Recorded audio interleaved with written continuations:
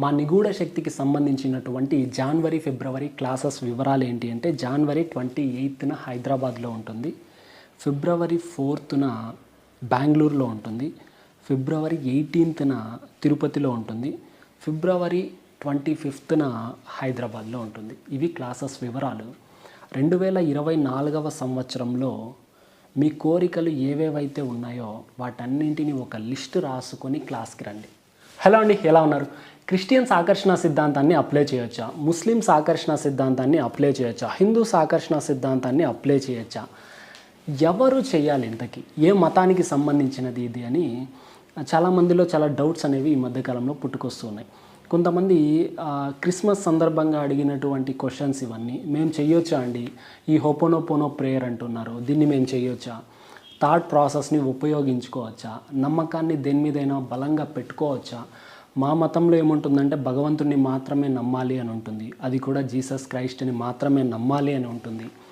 ఇక్కడ చూస్తే ఆకర్షణ సిద్ధాంతంలో మీకు ఏదైనా ఒక వస్తువు కావాలంటే దాని మీద నమ్మకం పెడితే చాలు వచ్చేస్తుంది అంటున్నారు. మేము చేయొచ్చా, మేము అప్లై చేయొచ్చా అని అడుగుతున్నారు. బైబిల్లో కొన్ని పవిత్రమైన బలమైన వాక్యాలు ఉన్నాయి. ఆవగింజంత నమ్మకం ఉంటే చాలు కొండల్ని సైతం పెకిలింపజేయచ్చు అని ఒక వాక్యం ఉంది, బలమైన వాక్యం అది. ఆవగింజంత నమ్మకం. వంటకేస్తూ ఉంటారు, కొన్ని ఏరియాల్లో సాసవలు అంటూ ఉంటారు. ఆవాలు చిన్నగా ఉంటాయి. ఇంత నమ్మకం ఉంటే చాలు పెద్ద పెద్ద కొండల్ని సైతం కదిలించేయచ్చు అంట. ఆ వాక్యం యొక్క మూలార్థం. అలాగే మరొక పవిత్రమైన వాక్యం ఏంటి అంటే 7వ అధ్యాయంలో 7, 8 వచనాల్ని కనుక పరిశీలిస్తే దాంట్లో చాలా స్పష్టంగా ఉంది. అడుగుడి ఇవ్వబడును, తట్టుడి తెరవబడును, వెతుకుడి దొరుకును అని చాలా స్పష్టంగా ఉంది. విశ్వాన్ని మీరందరూ అడగండి, ప్రార్థించండి, మీకు ఏదైనా ఇవ్వబడుతుంది అని జీసస్ క్రైస్టే చెప్తున్నారు. ఒక మంచి భవిష్యత్తు కోసం స్వర్గపు దారులు మీరు జస్ట్ ఇలా తడితే చాలు తెరుచుకుంటాయి అని జీసస్ క్రైస్ట్ చెప్తున్నారు. అలాగే వెతుకుడి, మీకు ఏది కావాలో దాన్ని ఈ ప్రపంచంలో, ఈ సమాజంలో వెతకండి, అది మీకు లభిస్తుంది అని జీసస్ క్రైస్ట్ చెప్తున్నారు. ఇక్కడ ఉన్నటువంటి ఆ పవిత్రమైన వాక్యాలని విశ్వసించే ప్రతి ఒక్కరూ ఆకర్షణ సిద్ధాంతాన్ని తెలియకుండా ఆచరిస్తున్నట్లే.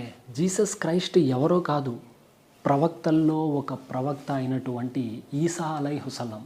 ఈ ప్రవక్తలందరూ కూడా సమాజానికి దశ దిశ నిర్దేశించిన వాళ్ళు. ఇలా బ్రతకండి, ఇలా ఉండండి, మీరు సృష్టికర్తని చేరుకుంటారు, విశ్వంతో మమేకమవుతారు అని స్పష్టంగా చెప్పినటువంటి వాళ్ళు. వాళ్ళని నమ్మి ముందు అడుగులు వేసిన వాళ్ళందరూ మీకు తెలుసో తెలియకో విశ్వానికి మమేకం అవుతున్నటువంటి వాళ్ళే. జీసస్ క్రైస్టే చెప్తున్నారు కదా, వెతుకుడి, అడుగుడి, తట్టుడి అని చెప్తున్నారు కదా. విశ్వాన్ని అడగండి అని స్పష్టంగా చెప్తూ ఉన్నారు.